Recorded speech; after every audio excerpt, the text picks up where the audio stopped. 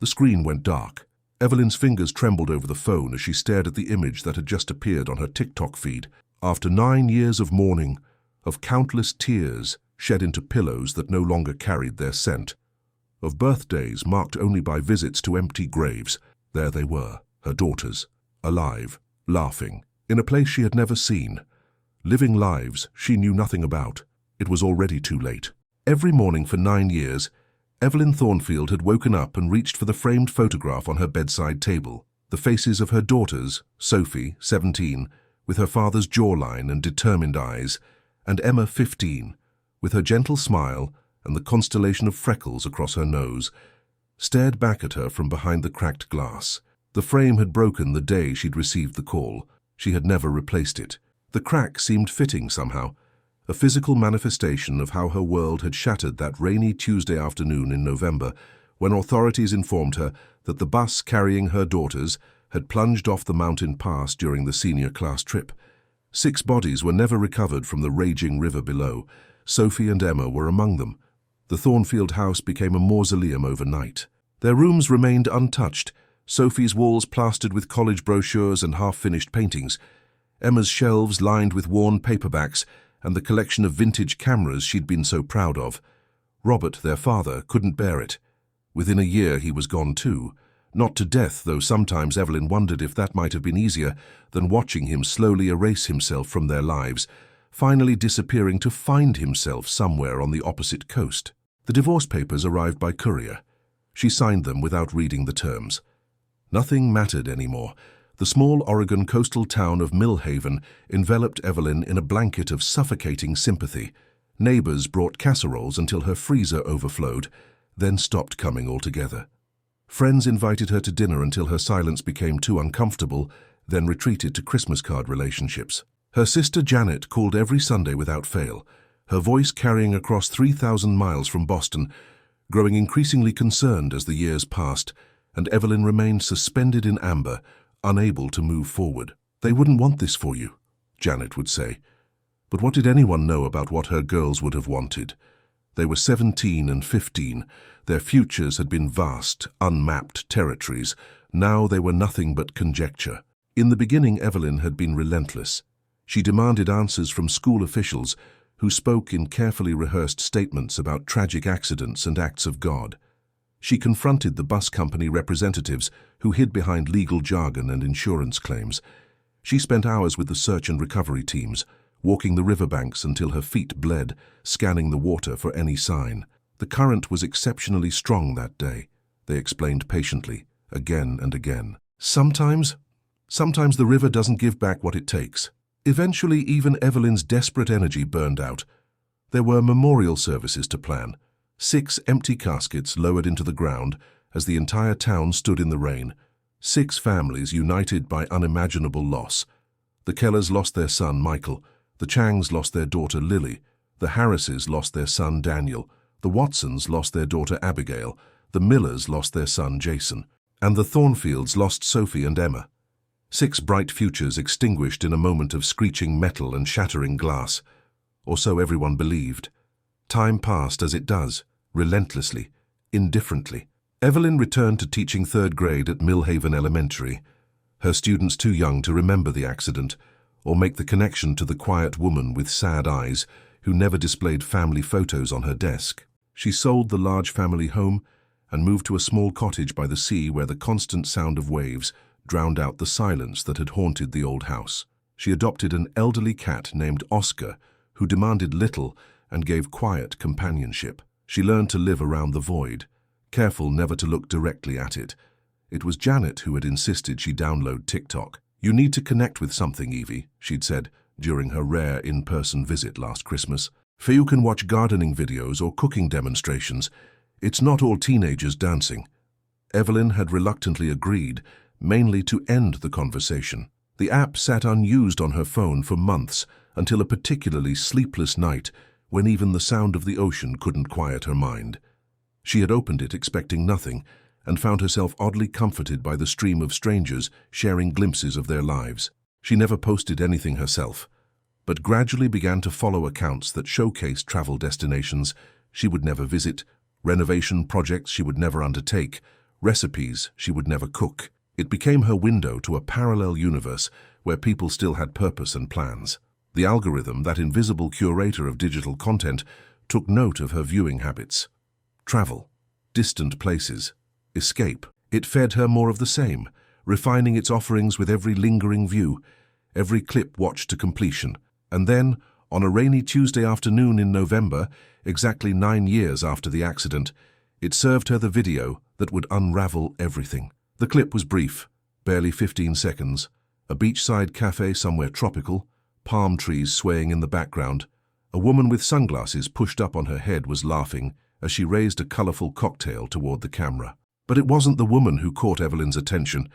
It was the waitress visible in the background, setting down plates at a nearby table. Though her hair was shorter, dyed a caramel blonde instead of her natural brown, though 9 years had matured her features, Evelyn would know her anywhere. Sophie, her Sophie, alive! The phone slipped from Evelyn's fingers, clattering to the hardwood floor. Oscar startled from his place on the windowsill, giving her an accusing look before settling back down. With shaking hands, Evelyn retrieved the phone, frantically searching for the video again, convinced she had imagined it. But there it was. She played it again and again, each time focusing on the figure in the background, searching for any sign that she was mistaken. There was none. The way Sophie tilted her head as she smiled at the customers, the distinctive gesture of tucking her hair behind her ear, these weren't things a stranger could mimic. This was her daughter. It was already too late. Evelyn didn't sleep that night. She sat at her kitchen table, the phone propped against a mug, the video playing on loop as she scribbled notes on a legal pad. The TikTok user was someone named Wanderlust Whitney, with over 50,000 followers. Her feed was filled with similar travel content. Beaches, resorts, tourist attractions from around the world. The video with Sophie was tagged, Much Best Vacation Ever. Watch Costa Rica Dreaming. Pura Vida, Costa Rica. Her daughter was in Costa Rica. But how? And why? The questions multiplied, each more painful than the last. If Sophie was alive, was Emma also alive? Had they somehow survived the crash only to be swept away? Had they lost their memories? Been taken in by strangers, or had they chosen to disappear? The thought was too terrible to contemplate, yet once it surfaced, Evelyn couldn't push it away. What would make 2 teenage girls abandon their mother, their home, their entire lives? What had she failed to see? Morning found her still at the kitchen table, surrounded by notes, her laptop open to flight booking sites. Costa Rica was a small country, but finding one cafe, one waitress, it seemed impossible. Yet Evelyn knew she would tear the country apart with her bare hands if necessary. First, though, she needed more information. With determined fingers, she created her own TikTok account and sent a direct message to A Wanderlust Park Whitney. Beautiful video. Could you tell me the name of that cafe? The food looked amazing. While waiting for a response, Evelyn did what she had promised herself she wouldn't do again. She opened the boxes.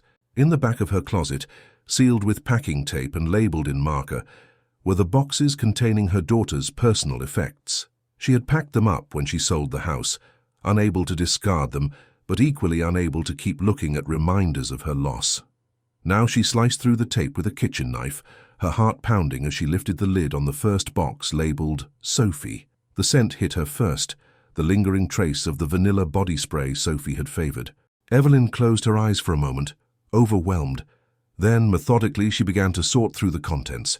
School notebooks, a jewelry box containing friendship bracelets, and the silver locket Robert had given Sophie on her 16th birthday. A photo album, Sophie's laptop, the laptop. Evelyn stared at it, suddenly realizing she had never looked through it after the accident. In the haze of grief, with authorities certain about what had happened, it hadn't occurred to her that there might be answers hidden in her daughter's digital lives. The laptop was old, its battery likely dead after 9 years. With trembling hands, she located the power cord in the box and plugged it in. The screen remained dark. She pressed the power button, holding her breath, but nothing happened. The device was dead. Emma's box yielded similar treasures and heartbreaks. Books with passages carefully underlined, a collection of seashells gathered from family vacations. The journals she'd kept since she was 10. The journals. Evelyn had always respected her daughter's privacy, never reading Emma's private thoughts. Now she opened the most recent one. dated just weeks before the accident, and began to read. The entries started innocuously enough: complaints about homework, excitement about the upcoming class trip, gossip about friends. But as Evelyn turned the pages, a different narrative emerged. Sophie says we can't tell Mom yet, not until everything is arranged. Evelyn's hands began to shake. I'm scared, but Sophie says this is our only chance. Dad has already promised to help. Their father, Robert. The pieces began to fall into place with sickening clarity. Robert hadn't left because he couldn't handle the grief. He had been part of this, whatever this was, all along. The next entry confirmed her worst fears. Sophie says we'll have to let Mum think we're dead. It's the only way to be truly free. I don't know if I can do that to her, but Sophie says Mum is part of the problem, that she'll never let us live our own lives. It was already too late. The message notification from her phone startled Evelyn from her reading. A wanderlust Whitney had responded. Thanks, it's called Café Del Mar in Santa Teresa. Best fish tacos I've ever had. Are you planning a trip? Santa Teresa. A location. Somewhere to start. Evelyn booked the next available flight to Costa Rica, draining her modest savings account without hesitation. She packed a small suitcase, arranged for a neighbor to feed Oscar, and called in sick to work for the first time in 5 years. She didn't tell anyone where she was going or why. What would she say? That her daughters, believed dead for 9 years, were actually alive? That they had chosen to disappear? That her ex-husband had helped them do it? It sounded insane, even to her own ears. The journey to Costa Rica was a blur. Evelyn moved through airports and boarding gates like a sleepwalker, her mind racing with questions and scenarios. By the time she landed in San Jose, she had constructed and discarded dozens of explanations, each more implausible than the last. Perhaps the girls had been kidnapped, and Robert had paid the ransom secretly, only for something to go wrong, forcing them into hiding. Perhaps they had witnessed something terrible, a crime, and been placed in witness protection. Perhaps Robert had been involved in something illegal and had taken the girls away for their safety. But none of these theories aligned with Emma's journal entries. Our only chance. Truly free. These were the words of someone choosing to escape, not being forced to run. From San Jose, Evelyn took a small regional plane to the coastal area near Santa Teresa, followed by a taxi ride along winding roads that hugged the coastline. The beauty of the landscape, lush green jungle meeting pristine beaches, monkeys calling from the treetops, was lost on her. All she could think about was what she would say when she came face to face with the daughter who had allowed her to believe she was dead for 9 years. Café Del Mar was exactly as it had appeared in the TikTok video, a charming open-air establishment overlooking the beach, with colorful chairs and string lights draped overhead. It was late afternoon when Evelyn arrived, the tables half full with tourists enjoying late lunches and early cocktails. She selected a table with a clear view of the service area and ordered a glass of water. Her throat suddenly parched from more than just the tropical heat. And then she waited, her eyes scanning every staff member who emerged from the kitchen. A young man with tattoos covering his arms, an older woman with silver hair tied back in a practical bun, a girl who couldn't have been more than 20, but no Sophie. After an hour, Evelyn approached the bartender, a friendly local named Miguel according to his name tag. I'm looking for someone who works here, she said, her voice steadier than she felt. A young woman, American, probably in her mid-20s by now, brown hair recently dyed blonde. Miguel's smile remained fixed, but a wariness entered his eyes. We have many staff who come and go. Tourists who work for a season, you know. Her name is Sophie, Evelyn pressed on. Sophie Thornfield. The recognition was brief but unmistakable, a slight widening of the eyes before Miguel schooled his features. I don't know anyone by that name, Senora. Perhaps you are mistaken. Please, Evelyn said, pulling out her phone and showing him the screenshot she'd taken of the TikTok video. This is my daughter. I thought she was dead for 9 years. Please, I just want to talk to her. Something in her desperate plea must have reached him. Miguel sighed, glancing around to ensure no one was listening. She doesn't use that name anymore, he said quietly. And she doesn't work here now. She left about 3 weeks ago. Left? To go where? Please, I need to find her. Miguel hesitated. Look, I don't know what the story is between you two, but Sophia, that's what she calls herself here. She's good people, quiet, keeps to herself mostly, but kind. She works hard. He paused, seeming to make a decision. She took a job at a yoga retreat center up the coast. Luz del Alma, it's called. About an hour north of here. Evelyn could have wept with gratitude. Thank you. Thank you so much. But listen, Miguel added, his expression serious. If she doesn't want to be found, there must be a reason. Just be gentle, okay? Be gentle. As if there was any gentle way to confront the daughter who had faked her own death. But Evelyn nodded anyway, already backing away, eager to find transportation to this retreat center. An hour later, she was in another taxi, heading north along the coastline as the sun began to set, painting the sky in dramatic oranges and pinks. The taxi driver was chatty, pointing out landmarks and sharing local legends, seemingly undeterred by Evelyn's monosyllabic responses.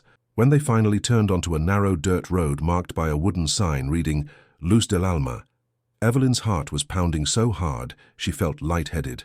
The retreat center was a collection of simple wooden buildings nestled in a clearing surrounded by jungle, the sound of the nearby ocean a constant backdrop. A young woman at the reception area, open air like everything else here, informed Evelyn that guests needed reservations, but her resolve must have been evident in her face. "I'm not here as a guest," Evelyn explained. "I'm looking for someone who works here. Her name is Sophia." "Oh, are you a friend of Sophia's?" the receptionist asked brightly. "She's leading the sunset meditation on the beach right now. You can find her down that path." She pointed toward a trail that disappeared into the vegetation. Friend. The word was a knife twist. Once, she had been more than a friend. She had been mother, confidant, protector, guide. Now she was a stranger tracking down a ghost. The path opened onto a pristine beach, where a small group of people sat in a semicircle facing the ocean. At their center, leading them through gentle movements, was Sophie. Her hair was indeed shorter now, sun-lightened to a caramel blonde, her skin tanned from years under the tropical sun. She moved with a grace and confidence that the teenage Sophie had only hinted at, her voice carrying on the sea breeze, as she instructed the group to breathe in peace, breathe out tension. Evelyn stopped at the edge of the vegetation, suddenly uncertain. What right did she have to disrupt the life her daughter had chosen? Yet what choice did Sophie have? To inflict such cruelty? To let her mother believe she was dead? The questions that had driven her across continents now paralyzed her at the crucial moment. As if sensing her presence, Sophie glanced up. Their eyes met across the sand, and for a moment the world stood still. Recognition, shock, and something else. Resignation, perhaps, crossed Sophie's face. She said something to the group, then rose and walked toward Evelyn with measured steps. 9 years of imagined reunions, of dreams where she held her daughters again, had not prepared Evelyn for this moment. Standing before her was not the 17-year-old girl who had disappeared, but a woman of 26, a stranger with familiar eyes. "Mom," Sophie said simply, her voice neither welcoming nor hostile, just acknowledging. "You're alive," Evelyn whispered, stating the obvious because nothing else would come. "You've been alive all this time." Sophie nodded once, glancing back at her meditation group, who were now watching curiously. "We should talk somewhere else." She led Evelyn away from the beach, back up the path, but veering off to a small cottage set apart from the main buildings. Her home, apparently. The interior was spare but pleasant. A bed with a mosquito net, a small kitchenette, bookshelves filled with volumes on yoga, meditation, and philosophy. No photographs, no mementos of her previous life. "How did you find me?" Sophie asked, offering Evelyn a seat at a small table while she poured 2 glasses of water. "TikTok," Evelyn replied, the absurdity of it suddenly striking her. "Someone posted a video from that cafe where you used to work. I saw you in the background." A bitter laugh escaped Sophie. Of all things, done in by social media. She sat across from Evelyn, her posture tense despite her outward calm. "I suppose you have questions." "Questions?" Evelyn repeated incredulously. "Sophie, I thought you were dead. I thought you and Emma both died in that accident. I've been mourning you for 9 years. I buried empty coffins. Her voice broke. "How could you do that to me?" Sophie's expression remained neutral, almost detached. "It wasn't about you, Mum. It was about us, Emma and me. We needed to get away. We needed to be free." "Free from what? What was so terrible about your life that you had to fake your own deaths, that you had to put me through hell?" "You wouldn't understand." "Try me," Evelyn challenged, anger beginning to replace shock. "Because from where I'm sitting, nothing justifies what you did. Nothing." Sophie was quiet for a long moment, studying her mother's face as if trying to decide how much to reveal. "Do you remember how controlling you were?" she finally asked. "How every minute of our lives was scheduled, managed, directed toward the future you wanted for us? AP classes, extracurriculars chosen for college applications, summer programs that would look good on our resumes. I wanted you to have opportunities. You wanted us to live the life you thought we should have." Sophie interrupted. "Not the lives we wanted. Emma was having panic attacks, did you know that? She was hiding them from you because she knew you'd just put her on medication and expect her to push through. She was 16, Mom. 16 and already on the verge of a breakdown." Evelyn flinched. No, she hadn't known. How had she missed something so important? "You could have talked to me. We could have worked it out. We tried, so many times. But you didn't listen. You never listened." Sophie sighed, some of her detachment cracking to reveal old pain beneath. "Dad saw what was happening. He was the one who suggested we get away for a while, just take a gap year, decompress. But you shot that down immediately. No daughter of mine is delaying college, I remember saying that." The words were familiar. Evelyn did remember the conversation, though it had seemed insignificant at the time. A normal disagreement with her husband about parenting, not the catalyst for an unimaginable decision. So running away was the answer? Letting me think you were dead? That's monstrous, Sophie. "It wasn't supposed to be forever," Sophie said quietly. "Just a year or two. Dad helped us set it up. He knew people who could create new identities. We were going to lie low until we turned 18 and 21, legally adults who could make our own decisions. Then we were going to contact you, explain everything. But you didn't. No, because something changed." Sophie's eyes hardened. "About a year after we left, we saw the interview you gave to that true crime podcast, about the Mountain Pass tragedy, about how you'd never stop looking for answers, never stop trying to find our bodies. You became obsessed. And we realized that if we came back, you'd try to control us all over again. You'd never let us be who we wanted to be." Evelyn remembered the interview. It had been on the first anniversary of the accident. She had been desperate, convinced that the authorities had missed something, that there was more to the story than a simple bus accident. She'd had no idea she was right, but for all the wrong reasons. "Where is Emma?" Evelyn asked, suddenly realizing that only one of her daughters was accounted for. "Is she here too?" Something crossed Sophie's face. Discomfort, perhaps even guilt. "Emma's not here. We went our separate ways a few years ago." "What do you mean? Where is she?" "She's fine, Mum. She's safe. She's in New Zealand, the last I heard. She's a photographer. A good one. She's doing what she always wanted to do." Sophie hesitated. "But I think she regrets what we did. She wanted to contact you a few years back, but I convinced her it was better to leave the past buried." "You kept her from contacting me?" The betrayal deepened. "You had no right. I was protecting her. Protecting both of us." Sophie's calm facade was cracking. "You have no idea what it's been like living with this decision. Do you think it was easy? Do you think I don't think about you, about home, about what we gave up? Then why stay away?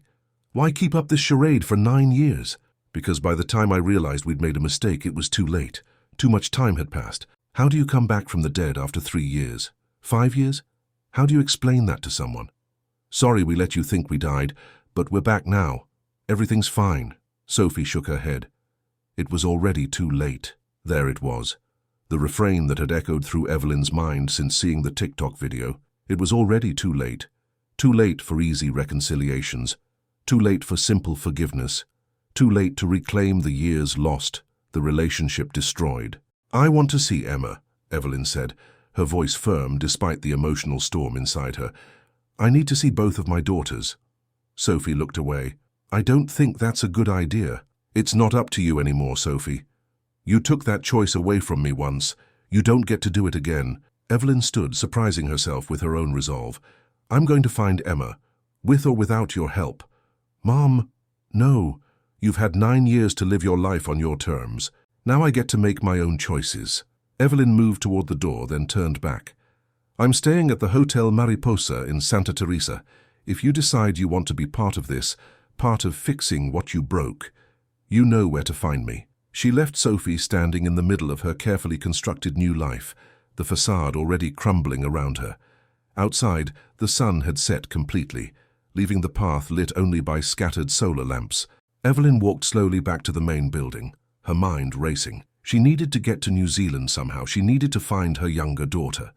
But first, she needed to confront the other architect of this cruel deception, Robert. Back at her hotel, Evelyn called her ex-husband for the first time in 8 years. The number she had for him no longer worked, of course. But Robert's sister, Caroline, had remained in contact with Evelyn through the years, sending Christmas cards and occasional emails. A quick search through her email yielded Caroline's phone number. Evelyn? Caroline sounded surprised to hear from her. Is everything all right? I need to speak with Robert, Evelyn said without preamble. It's urgent. There was a pause. Robert? I haven't spoken to him in months. He's in Seattle now, I think. I need his number, Caroline. Please. It's about the girls. Another longer pause. The girls? Evelyn, are you doing okay? Just give me his number, Evelyn insisted, unwilling to explain further. Perhaps something in her tone conveyed the gravity of the situation because Caroline relented, providing a phone number with a Seattle area code. But Evelyn, maybe you should talk to someone before... Evelyn ended the call and immediately dialed the number. It rang 4 times before going to voicemail. This is Robert. Leave a message. The sound of his voice after so long, unchanged as if the years of deception had left no mark on him, ignited Evelyn's anger anew. It's Evelyn, she said after the beep. I'm in Costa Rica. I've seen Sophie. I know what you did. What you both did. Call me back immediately. She hung up, her hands shaking. Then she opened her laptop and began searching for flights to New Zealand. If Robert wouldn't help her find Emma, she would do it herself. With Sophie's information that Emma was working as a photographer, she had somewhere to start at least. Her phone rang barely 10 minutes later. Robert. What do you mean you've seen Sophie? He demanded without greeting. What are you doing in Costa Rica? Exactly what it sounds like, Evelyn replied coldly. I saw her in the background of someone's TikTok video. She's working at a yoga retreat called Luz del Alma. I just spoke with her, and she told me everything. How you helped them disappear. How you let me think our daughters were dead. Robert was silent for so long that Evelyn thought the call had dropped. Finally, he sighed deeply. It wasn't supposed to be like this. So, she said. It was just supposed to be temporary. A year or 2. The bitterness in Evelyn's voice was palpable. 9 years, Robert. 9 years of grief and pain while you knew they were alive. They needed to get away from you, Evelyn, Robert said, his tone hardening. You were crushing them with your expectations, your constant pressure. They were drowning and you couldn't see it. So you decided the solution was to let me think they were dead? What kind of monster does that? I tried to talk to you, Robert's voice rose. For years I tried to get you to see what you were doing to them, but you wouldn't listen. You never listened. It was always about what you wanted. The prestigious colleges, the perfect careers, the perfect lives that you'd mapped out for them before they could even speak. That's not true, Evelyn protested, though doubt crept in at the edges of her certainty. Both Sophie and Robert painting the same picture of her. Was it possible she had been as blind as they claimed? I wanted what was best for them. No, you wanted what you thought was best. There's a difference. Robert paused. Look, I didn't want to hurt you. None of us did. The plan was for them to establish themselves, figure out who they were away from your influence, and then reconnect with you. But as time passed, it became too hard to admit what you'd done, Evelyn finished for him. So you all decided it was easier to just let me suffer. That's not fair. Fair? You want to talk about fair? Evelyn laughed bitterly. Where is Emma, Robert? Sophie says they're not together anymore. I want to see my younger daughter. Again, that telling pause. Emma's situation is complicated. What does that mean? Sophie said she's in New Zealand. Is that true? She was in New Zealand, Robert said carefully. Last I heard, she was in Australia. Sydney, I think. But Evelyn, I really think you should let me talk to her first. Prepare her. Like you prepared Sophie. No, thank you. Evelyn's resolve hardened. Tell me how to contact her. Now. Robert sighed again. I don't have her current contact information. We had a falling out a few years back. Emma wanted to reach out to you. Sophie disagreed. I sided with Sophie, and Emma didn't take it well. She cut ties with both of us. The revelation stunned Evelyn. Emma, her gentle, conflict-averse younger daughter, had stood up to both her sister and father, had wanted to end this cruel charade. So, you're saying you don't know how to find her? Not exactly. I have an email address that might still work. And I know she was working for a wildlife conservation photographer in Australia, Gregory Fletcher. He's pretty well known in those circles. Evelyn made note of the name. What's the email address? Robert hesitated before reciting it. EmmaLightPhotography@gmail.com. But Evelyn, please, think about this. Emma has built a life for herself. They both have. Crashing back into their world after all this time. Save it. Evelyn cut him off. You lost the right to advise me on anything the moment you helped our daughters fake their deaths. If you speak to either of them before I do, I swear I will go to the authorities and report all of you for fraud, identity theft, whatever else applies. Do you understand me? She ended the call before he could respond, her heart pounding with a mixture of rage and renewed determination. Within an hour, she had booked a flight from San Jose to Sydney, with a layover in Los Angeles. It would take nearly 2 days of travel, but she was beyond caring about comfort or convenience. All that mattered was finding Emma. Before she could second-guess herself, Evelyn composed an email to the address Robert had given her. Emma, this will come as a shock, but it's Mom. I know you're alive. I've seen Sophie in Costa Rica and spoken with your father. I understand you wanted to contact me years ago, but were discouraged. I'm coming to Australia to find you. I'll be arriving in Sydney on Thursday. I don't expect forgiveness or an easy reunion. I just need to see you, to know you're really okay. If you get this, please respond, or don't. Either way, I'm coming. Mom. She hit send before she could overthink it, then sat back, emotionally exhausted. What would happen now? Would Emma respond? Would she run, as Sophie might when she learned of Evelyn's plans, or would she be waiting, perhaps even relieved that the charade was finally over? It was already too late for easy answers. The next morning, Evelyn checked out of her hotel and took a taxi back to the retreat center. She needed to tell Sophie of her plans, if only to prevent Robert from warning her first. The receptionist from the day before recognized her and smiled. Sophia is teaching a morning yoga class right now, but she should be done in about 20 minutes. You're welcome to wait in the cafe area. Evelyn thanked her and found a seat in the open-air cafe that overlooked the ocean. The beauty of this place, the kind of paradise most people only dreamed of visiting, struck her anew. Had Sophie found peace here? Had the price of that peace, making her mother believe she was dead, been worth it? As promised, Sophie appeared about 20 minutes later, dressed in yoga pants and a loose tank top, her hair pulled back in a simple ponytail. She looked surprised to see Evelyn, though not displeased exactly. She approached Evelyn's table with caution. I didn't expect to see you again so soon, Sophie said, taking a seat across from her mother. I'm leaving today, Evelyn replied. I'm going to Australia to find Emma. Sophie's eyes widened. Australia? She's not... She stopped herself. She's not what? Not in Australia?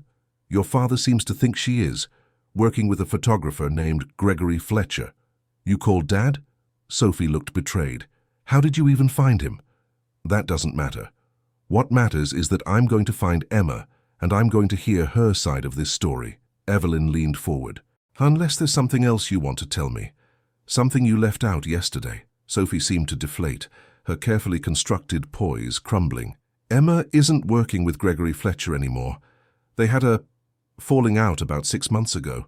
Do you know where she is now? Sophie hesitated, twisting a bracelet around her wrist, a nervous habit she'd had since childhood. The last time we spoke was about 3 months ago. She said she was going to Melbourne. She was offered a position documenting Aboriginal art and cultural practices in remote communities. So she's still in Australia, as far as I know. Sophie met her mother's gaze. But Mom, Emma is different now. She's not the girl you remember. None of us are the people we were 9 years ago, Evelyn replied, her voice softening slightly. That's what happens when you lose nearly a decade. The accusation hung in the air between them, neither addressing it directly. I emailed her, Evelyn continued. I told her I'm coming to Australia. If she wants to see me, she can respond. If not, she trailed off, unwilling to contemplate that possibility. Sophie nodded slowly.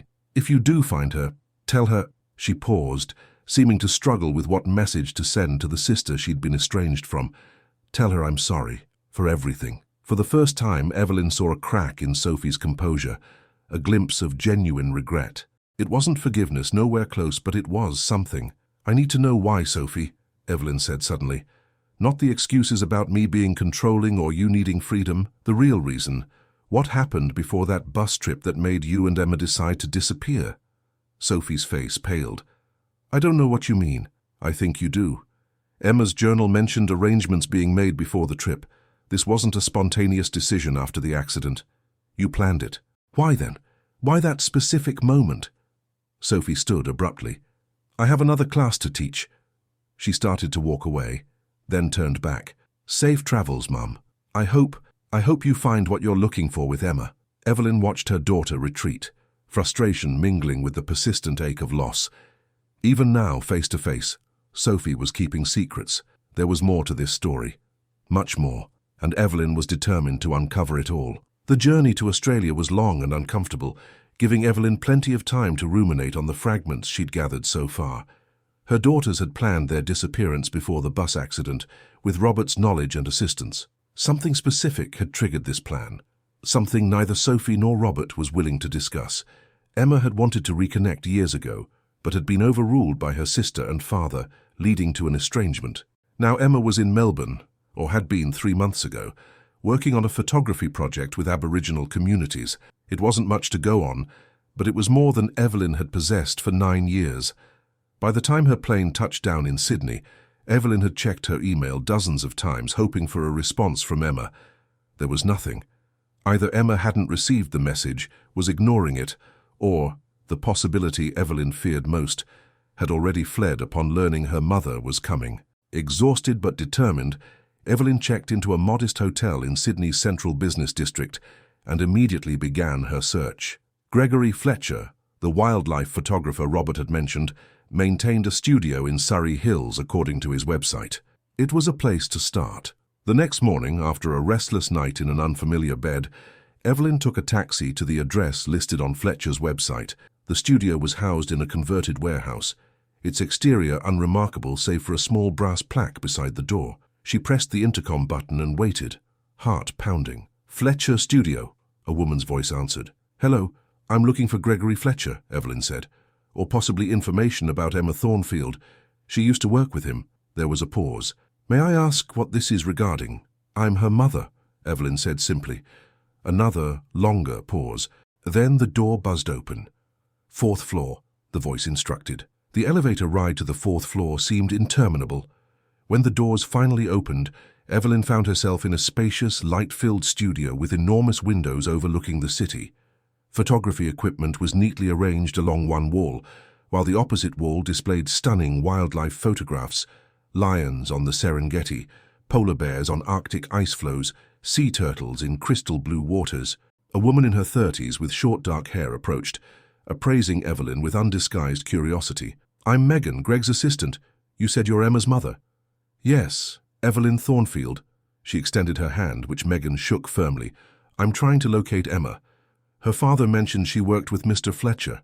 Megan's expression shifted slightly, surprise mixed with something like suspicion. Emma worked here for almost 3 years, but she left about 6 months ago. Most of us were under the impression her parents had passed away.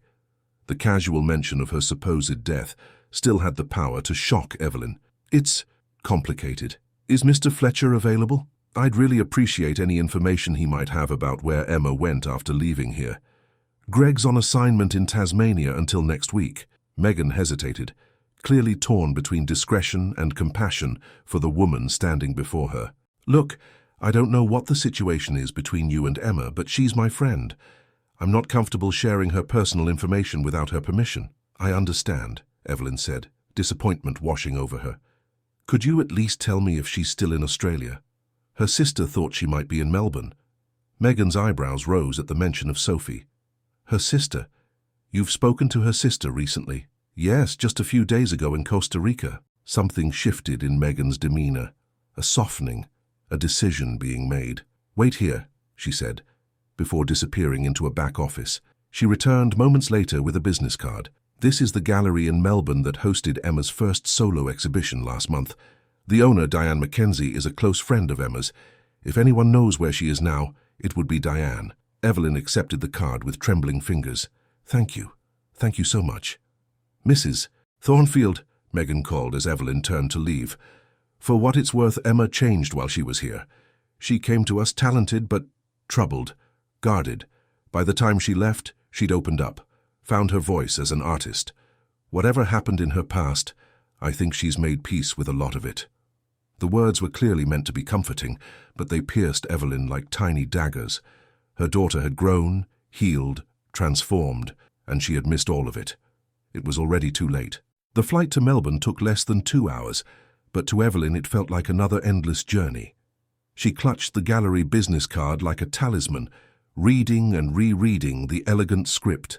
Mackenzie Gallery, Contemporary Photography and Visual Arts. Her daughter, her Emma, had had a solo exhibition. Pride mingled with grief at all the milestones missed, all the achievements uncelebrated. Melbourne greeted her with a chilly drizzle, so different from the tropical warmth of Costa Rica. The gallery was located in a trendy neighborhood filled with cafes and boutiques. When Evelyn finally stood before it, she was struck by its understated elegance, large windows displaying photographs that even her untrained eye could recognize as extraordinary. Taking a deep breath, she pushed open the door. A bell tinkled softly, announcing her arrival. The space was empty, save for a tall woman with silver-streaked auburn hair arranging brochures at a sleek reception desk. "Welcome to Mackenzie Gallery," the woman said warmly. "I'm Diane Mackenzie. Are you interested in a particular exhibition?" "Actually," Evelyn began, her voice catching, "I'm looking for information about one of your photographers, Emma Thornfield." Diane's friendly expression didn't change, but something in her eyes sharpened. "Are you a collector? Emma's work has been generating quite a bit of interest lately." "I'm her mother," Evelyn said, the words still strange on her tongue after so many years of referring to Emma in the past tense. "My name is Evelyn Thornfield." The change in Diane was immediate and dramatic. She took a step back, her hand going to her throat. "Her mother." But Emma said. She trailed off, visibly collecting herself. "Perhaps we should continue this conversation in my office." She led Evelyn to a small but tastefully appointed office at the rear of the gallery and closed the door behind them. "I apologize for my reaction," Diane said, gesturing for Evelyn to take a seat. "It's just that Emma has spoken of her parents as deceased. To meet you now is unexpected, to say the least."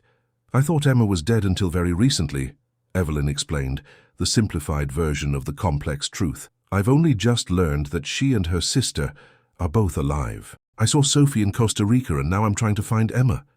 Diane studied her with undisguised fascination. "What an extraordinary situation. May I ask how this misunderstanding occurred?" "It's a long story," Evelyn said wearily, "one I'm still piecing together myself. But please, if you know where I can find Emma, I'd be very grateful. I've come a long way." Diane seemed to be weighing her options, her loyalty to her friend against the desperation of the woman before her. "Emma is very private about her past," she said finally. "Whatever happened between you, it affected her deeply. Are you certain that reconnecting is what's best for her?" "I don't know what's best anymore," Evelyn admitted, surprising herself with her honesty. "I only know that I need to see her, to understand. After that, it will be her choice whether she wants me in her life." Something in Evelyn's raw vulnerability must have resonated with Diane. She sighed, then opened a drawer in her desk and removed a glossy exhibition catalogue. "This was from Emma's show last month," she said, sliding it across the desk. Evelyn's breath caught as she looked at the cover. It featured a black and white photograph of a young woman standing on a windswept beach, her back to the camera, her face turned just enough to reveal a profile that Evelyn would know anywhere. Emma, her Emma, all grown up. The title beneath the image read, "Ghosts We Leave Behind, Photographs by Emma Light." Emma Light, not Thornfield. She had changed her name completely, not just adopted an alias like Sophie had. "She's remarkable," Diane said softly, watching Evelyn's reaction. "Her work explores themes of absence, memory, identity, the ghosts we carry with us and the ones we create when we leave. It's deeply personal, almost confessional." With trembling hands, Evelyn opened the catalogue. Page after page of haunting images. Empty chairs in abandoned rooms, personal belongings arranged as if in a memorial. Landscapes that somehow conveyed a sense of loss and longing, and scattered throughout, self-portraits in which Emma was always partially obscured, behind gauzy curtains, reflected in broken mirrors, her face half in shadow. "These are extraordinary," Evelyn whispered, tears welling in her eyes. Her daughter, her sensitive, observant Emma, had transformed her pain into art of astonishing power. "The exhibition was very well received," Diane said. "She's currently on a remote assignment in the Northern Territory, documenting indigenous cultural practices as part of a government-funded project. Limited connectivity where she is, I'm afraid. When will she return? In about 2 weeks, according to her last email. Diane hesitated, then seemed to make a decision. Look, I don't know what happened between you and Emma, and it's not my place to interfere. But I care about her, and I've seen how the past weighs on her despite her success. If you're sincere about reconnecting, I am, Evelyn insisted. More than anything. Diane nodded, apparently satisfied with what she saw in Evelyn's face. There's a small cabin she rents outside the city near Phillip Island. It's her sanctuary when she's not traveling. I can give you the address, but I want your word that you'll approach this gently. Emma has built a life for herself, a good life. Whatever reunion you're hoping for, remember that she's not the girl you knew anymore. I understand, Evelyn said, though in truth she wasn't sure she did. How could she understand the woman her daughter had become when she had missed so many formative years? Thank you. Diane wrote an address on the back of a business card and handed it to Evelyn. The cabin is about a 2-hour drive from Melbourne. It's isolated, that's why she loves it. Just be prepared for any reaction when you show up. This will be a shock for her. Evelyn nodded, tucking the card carefully into her purse. Would it be possible to purchase one of Emma's prints? I'd like to have something of hers, regardless of how our meeting goes. Diane's expression softened. Of course, let me show you what's available. In the end, Evelyn selected a haunting image titled What Remains, a photograph of a young woman's bedroom, preserved as if awaiting her return, dust motes dancing in shafts of light from a window. It reminded her painfully of how she had kept the girls' rooms untouched for so long after their disappearance. Had Emma been thinking of her own abandoned bedroom when she created this image? The thought was both comforting and devastating. The next day, Evelyn rented a car and began the drive to Phillip Island. The landscape outside Melbourne gradually shifted from suburban sprawl to rolling countryside and finally to coastal vistas as she approached the island. Following Diane's directions, she turned onto a narrow dirt road that wound through scrubby vegetation before opening onto a bluff overlooking the sea. And there it was. A small wooden cabin perched on the edge of the cliff, its weathered exterior blending with the natural surroundings. A battered jeep was parked nearby, suggesting someone was home. Emma? But she was supposed to be in the Northern Territory for another 2 weeks. Evelyn's heart raced as she parked beside the jeep and approached the cabin on unsteady legs. She stood before the door for a long moment, gathering her courage. Then, before she could lose her nerve, she knocked. The sound seemed to echo in the coastal quiet, broken only by the distant crash of waves and the cry of seabirds. No answer. She knocked again, louder this time. Still nothing. Perhaps whoever owned the jeep was down at the beach. She tried the door handle and found it unlocked. Surprising in such an isolated location. "Hello?" she called, pushing the door open slightly. "Is anyone home?" Silence greeted her. Evelyn knew she should wait outside, that entering uninvited was an invasion of privacy, but something compelled her forward. This was her daughter's home, the space Emma had created for herself in her new life. Evelyn stepped inside. The cabin was small but thoughtfully arranged, with large windows framing the ocean view. One wall was lined with bookshelves stuffed with photography books and novels. Another displayed framed photographs, Emma's work, presumably. The furnishings were minimal but comfortable. A worn leather sofa, a small dining table with 2 chairs, a rustic kitchen area. Evelyn moved through the space slowly, absorbing details. Emma still dog-eared the pages of books she was reading, still preferred tea to coffee, judging by the collection of mugs and tea tins. But there were surprises too. A surfboard leaned against one wall, a guitar rested on a stand in the corner. Had Emma learned to surf and play music in her new life? So many new facets to discover if given the chance. What struck Evelyn most forcefully, however, was what was missing. There were no photographs of family, no images of Sophie or Robert, no childhood mementos. Emma had erased her past completely, it seemed. A desk beneath one of the large windows held a laptop and several external hard drives. Emma's digital darkroom, perhaps. Beside it was a physical calendar marked with appointments and deadlines. Evelyn scanned it, noting that indeed Emma was scheduled to be in the Northern Territory for another 2 weeks. Why, then, was the jeep here? The answer came in the form of a hastily scrawled note pinned to the calendar. Back early. Equipment malfunction. regroup and head to Sydney for replacement gear. She was here, or had been very recently. As if in confirmation, Evelyn heard the sound of tires on the dirt driveway. Her heart leapt to her throat as she moved to the window. A taxi was pulling up beside her rental car. The back door opened, and a woman emerged, paying the driver through the window before retrieving a duffel bag and camera case from the trunk. Emma. Evelyn felt frozen in place as she watched her younger daughter approach the cabin. Like Sophie, Emma had changed. Her once long brown hair was now cut in a stylish bob with subtle highlights. Her lanky teenage frame had matured into a confident, athletic build. She moved with purpose, with the assurance of someone comfortable in her own skin.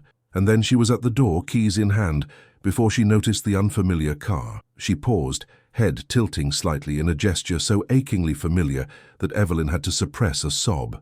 Emma glanced around, her posture suddenly wary before pushing open the door. For a moment they simply stared at each other across the small room, mother and daughter, separated by 9 years of absence and deception, reunited in this unexpected moment.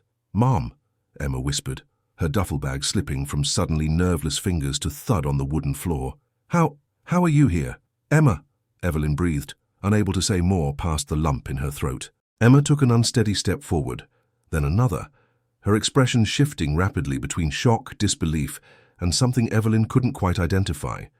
Relief, perhaps, fear, both. "You're supposed to be in the Northern Territory," Evelyn said inanely, her prepared speech deserting her completely. A startled laugh escaped Emma. "And you're supposed to be in Oregon, or dead, depending on which version of reality we're operating in." Her voice had a slight Australian lilt now, Evelyn noticed distantly. "I saw Sophie," Evelyn said, the words tumbling out. "In Costa Rica, on TikTok actually. Someone posted a video and she was in the background. I went there, and then I spoke to your father and he told me you might be in Australia and—" "Slow down," Emma interrupted, moving past Evelyn to sink onto the sofa, as if her legs could no longer support her.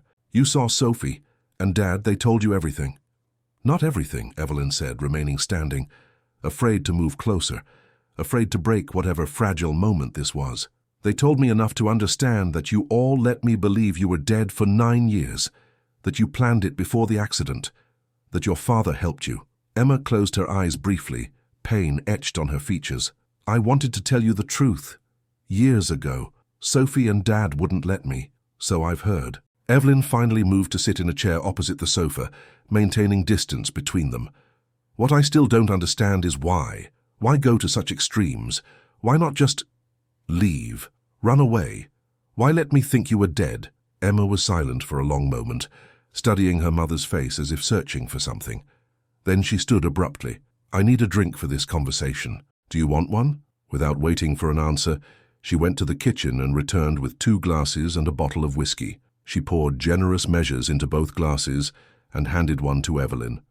"I haven't had a drink in years," Evelyn said, accepting the glass nonetheless. "You might want to make an exception today," Emma replied, taking a long sip from her own glass before setting it down. "The accident was real, you know. The bus really did go off that mountain pass. 6 students really did die." "But you weren't on the bus," Evelyn guessed. "No, we weren't. We were supposed to be. We were on the roster. But Dad picked us up from school the night before, told the administration there was a family emergency. In reality, he drove us to Seattle, where we got on a plane to Costa Rica with new passports, new identities." "But why that moment?" "Why then?" Emma took another drink, her hand not entirely steady. "Because you'd found the acceptance letters." Evelyn frowned, confused. "Acceptance letters to colleges, but those would have been good news." "Not to the colleges you had chosen," Emma said quietly. "Sophie had been accepted to a marine biology program in Australia. I'd been accepted to a photography program in New Zealand, both with scholarships. We applied secretly, using Dad's office address for the correspondence. But you found the letters in Sophie's room 3 days before the trip. You were livid. You tore them up in front of us, said no daughter of yours would throw away her future on underwater basket weaving or hobby photography. You'd already put deposits down at Brown for Sophie and Columbia for me." The memory came flooding back to Evelyn. The fight, her anger at what she'd seen as her daughter's rebellion, their betrayal of all the careful planning for their futures. She hadn't understood then that the rebellion went much deeper than alternative college choices. "So that's when you decided to disappear," Evelyn asked, the pieces falling into place. Emma shook her head. No, we'd been planning it for months with Dad's help. The acceptance letters were just the final confirmation that we couldn't stay. We couldn't live the lives you had planned for us. We were suffocating, Mom. Her voice broke slightly on the last word. The accident was just convenient timing, a way to disappear completely without you looking for us. Your father left a year after you disappeared, Evelyn said. I thought it was grief, but he was coming to join you, wasn't he? Not exactly. He stayed in Seattle, but he visited us, sent money, made sure we were okay. Emma fidgeted with a bracelet on her wrist. The same nervous habit as Sophie, Evelyn noted with a pang. It wasn't supposed to be forever. We were going to contact you after a few years, once we were established, once we could prove to you that we had made the right choices. So, Sophie said, but you didn't. Emma looked away. No, because every time we considered it, something would happen to remind us of how controlling you were. That podcast interview you did, talking about how you'd never stop looking for us. The way you kept our rooms exactly as they were for years, like shrines. Sophie was convinced you'd try to force us back into the lives you'd planned, and maybe she was right back then. Maybe you would have. The assessment was painful, but not entirely untrue, Evelyn realized. The woman she had been 9 years ago, consumed with ambition for her daughters, might indeed have tried to reclaim control over their lives. Was that justification for the cruelty of letting her believe they were dead? No, but it offered context she had been missing. Sophie said you had a falling out, Evelyn said, that you wanted to contact me a few years ago and she convinced you not to. Emma's expression hardened slightly. Sophie has always needed to be in control. She was the one who orchestrated most of this, the new identities, the plan to use the accident as cover. Dad helped, but it was Sophie's vision. I went along with it because I was young and scared and tired of fighting. But as the years passed, she trailed off, looking out the window toward the ocean. I started to realize what we had done to you, the pain we had caused, the grief that never ended because there was no resolution. So what happened between you and Sophie? 3 years ago, I told her I wanted to contact you, to explain, to apologize, to at least let you know we were alive. She forbade it, said it would ruin everything we'd built. Dad backed her up. Emma's face clouded with remembered anger. That's when I left Costa Rica, came to Australia on my own, cut ties with both of them. But you still didn't contact me, Evelyn pointed out softly. Emma met her gaze directly for the first time. No, because by then it had been 6 years. How do you come back from the dead after 6 years? What could I possibly say that would make any difference?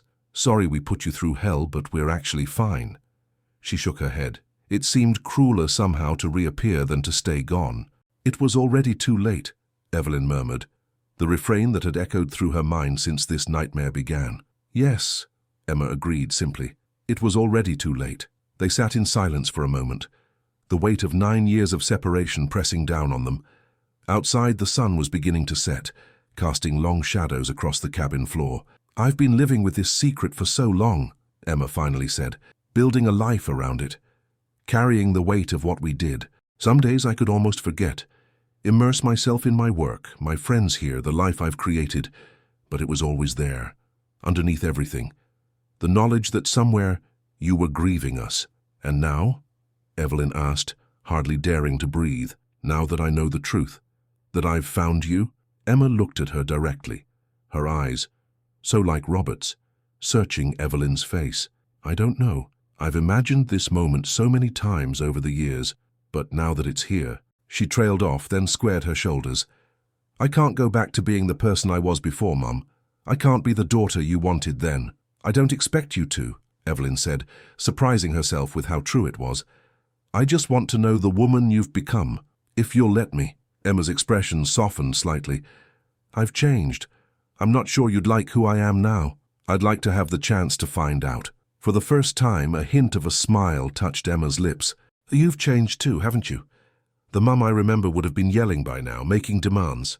Evelyn nodded, acknowledging the truth in this. Losing your children changes you, makes you reconsider everything you thought was important.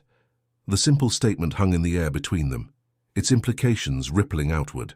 For 9 years, Evelyn had been a mother who had lost her children to death. Now she was a mother who had lost them to deception and estrangement. Neither was a role she had ever imagined for herself. Yet here she was, navigating uncharted territory. "I saw your exhibition catalogue," Evelyn said, changing the subject slightly. "Your work is extraordinary, Emma. Truly. You've become a remarkable artist." Emma looked genuinely surprised by the praise. "You think so? The real you, not just the polite you?" "The real me," Evelyn confirmed. "I bought one of your prints from Diane." "What remains?" It reminded me of how I kept your rooms. Like I was waiting for ghosts to return." "And now the ghosts have returned," Emma said softly. "But we're flesh and blood, not the daughters you remember, not the daughters you mourned." "No," Evelyn agreed. "You're strangers to me now, both of you. But you're alive, and that's—" She couldn't continue, her voice breaking as the emotion of the moment finally overwhelmed her. Emma hesitated, then moved from the sofa to sit beside Evelyn in the adjacent chair. Tentatively, she reached out and took her mother's hand. "I'm sorry," she whispered, "for all of it. The lying, the pain we caused, the years we stole. I'm so sorry, Mom." The simple touch, her daughter's hand in hers, warm and real and alive, broke something open in Evelyn. Tears she had been holding back for days, perhaps years, spilled down her cheeks. "I missed so much," she said brokenly. "Your graduations, your first exhibition, all of it. I'll never get those years back." "No," Emma agreed, her own eyes filling with tears. "We can't reclaim the past, but maybe we can build something new, if you want to." "Do you want to?" Evelyn asked, suddenly vulnerable in a way she had never allowed herself to be with her daughters before. Emma was quiet for a moment, considering. "I think I do," she finally said. "Not right away, not all at once, but yes, I think I want you in my life again. The new you. The you who came halfway around the world not to drag me back, but just to find me, to understand." It wasn't forgiveness, not yet, but it was an opening, a possibility. Evelyn squeezed Emma's hand, anchoring herself to this moment, to this fragile beginning. "What about Sophie?" she asked. "Will you speak to her again?" Emma's expression clouded. "Sophie and that's more complicated. She feels justified in what we did. She doesn't carry the guilt the way I do. Maybe she's healthier for it, I don't know." She sighed. "But she's my sister. Eventually, yes, I think we'll find our way back to each other. It just might take time." Evelyn nodded, understanding. The bonds between her daughters had always been strong, even in their rebellion. That at least hadn't changed. "Stay," Emma said suddenly. "Not forever, but tonight. We can talk more, start to get to know each other again." "I'd like that," Evelyn replied, feeling a cautious hope unfurl within her for the first time since seeing Sophie in that TikTok video. Outside, the last light of day was fading, the first stars appearing in the darkening sky. Inside the small cabin on the edge of the cliff, two women, once mother and daughter, now something indefinable, began the long, difficult process of bridging 9 years of absence and deception. It wouldn't be easy. The pain ran too deep, the changes too profound, for simple reconciliation. But it was a beginning. As Emma moved to turn on lamps against the gathering darkness, Evelyn noticed a small tattoo on the inside of her wrist. Words in delicate script that she couldn't quite make out. "What does your tattoo say?" she asked. Emma glanced down as if surprised to find it there, then held out her wrist so Evelyn could see. The words were simple but powerful. "It's never too late." Their eyes met in silent acknowledgement of the hope contained in those 4 small words. Hope that perhaps, despite everything, it wasn't too late after all. That some things, once broken, could still be mended. Not made whole again, perhaps, but pieced together into something new, something different but equally valuable. It was already too late for the mother and daughters they had been 9 years ago. But for the women they had become, the women sitting across from each other in this small cabin by the sea, perhaps it wasn't too late at all. "Tell me about your life," Evelyn said softly. "Everything I've missed. I want to know who you are now, Emma." And so as night fell completely outside, and the sound of waves crashing against the cliffs provided a constant backdrop, Emma began to tell her story, not from the beginning, but from the moment 9 years ago, when she had stepped off a plane in Costa Rica with a new name and a blank future ahead of her. She spoke of struggles and triumphs, of finding her voice as an artist, of building a life piece by piece in a world where she could never fully be herself because a vital part of her history had to remain hidden. Evelyn listened, really listened, perhaps for the first time. She asked questions not to judge but to understand, offering neither criticism nor absolution, simply presence.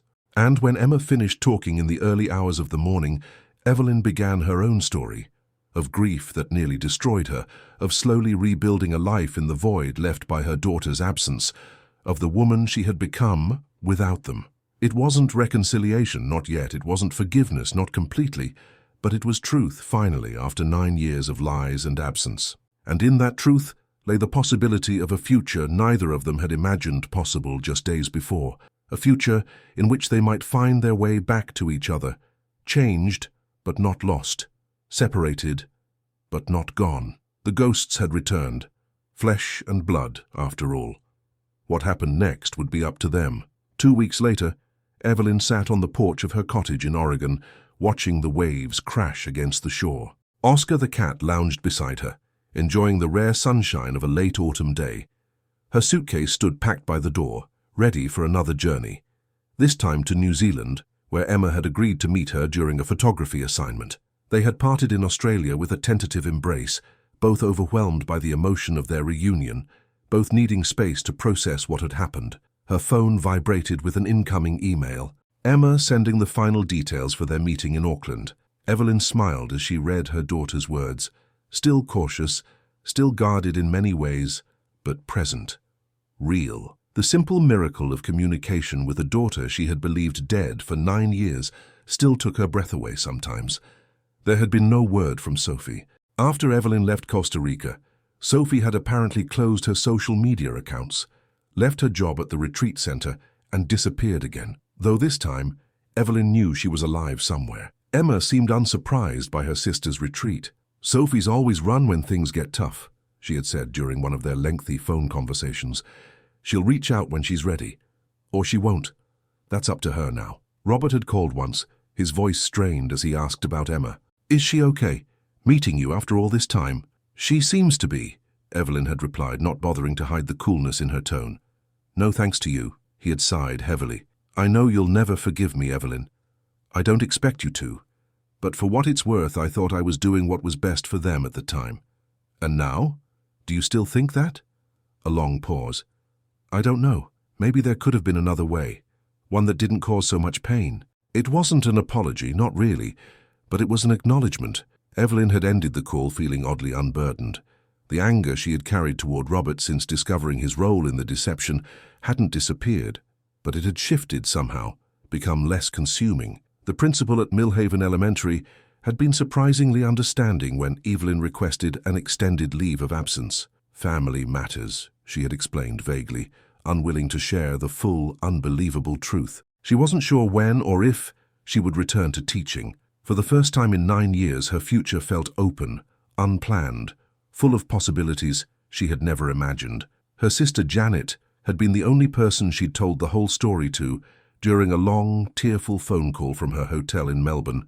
Janet had listened in stunned silence, then whispered, "My God, Evie, it's like something from a movie. Are you sure you're not having some kind of breakdown?" "I have the exhibition catalogue from Emma's show," Evelyn had replied. "I have photographs of both of them. They're alive, Janet. They're alive, and they've been living their lives without me all this time. What are you going to do?" "I don't know yet. Build a relationship with them if they'll let me. Try to understand. Try to forgive." "Can you?" "Forgive them, I mean, for letting you think they were dead all these years." Evelyn had considered the question carefully. "I don't know. Part of me is still so angry I can hardly breathe sometimes, but another part is just grateful they're alive, that I have a second chance, however complicated." Now, sitting on her porch with her ticket to New Zealand, waiting on her kitchen counter, Evelyn turned her face to the sun and allowed herself to feel that gratitude fully. Her daughters were alive, changed, distant in many ways, carrying the weight of a terrible deception, but alive. Whatever came next, that simple fact remained a gift she had never expected to receive. Her phone chimed again. This time it was a text from an unknown number. "It was too late for us, but not for Emma. Take care of her. S. Sophie." Evelyn's hands trembled as she stared at the message, reading and rereading the brief text. No indication of where she was, no opening for response. Just an acknowledgement, perhaps even a blessing of sorts for Evelyn's reconnection with Emma. It was already too late for Sophie, at least in her own mind. But not for Emma. Not for the younger daughter who had carried the burden of their deception most heavily, who had wanted to end the charade years ago, who had found the courage to accept her mother back into her life. Evelyn typed a response anyway. "It's never too late, Sophie. When you're ready, if you're ever ready, I'll be here." She didn't expect an answer, and none came. Sophie had made her choice for now. Perhaps someday that would change. Perhaps it wouldn't. Evelyn was learning to accept the things she couldn't control. A hard-won wisdom that had come at a terrible price. Inside, she heard the landline ringing. Probably Janet calling to check on her before her trip tomorrow. Evelyn rose from her chair, gently shooing Oscar from his sunspot, and went inside to answer it, leaving the door open to the sea breeze and the sound of waves. Life went on, different now, complicated by truth, where it had once been complicated by lies. But it went on, and somewhere across the ocean her daughter waited to begin again. The screen fades to black as Evelyn's figure disappears into the cottage, the door standing open behind her. The ocean continues its eternal rhythm in the background, waves crashing against the shore, destroying and renewing, as they have always done. Have you ever wondered what secrets your loved ones might be keeping? What if the tragedies that defined your life were carefully constructed deceptions? Would you want to know the truth, even years later, even if it meant unraveling everything you thought you knew about yourself and the people you loved? Some secrets should stay buried, but others, once unearthed, might offer a terrible kind of freedom.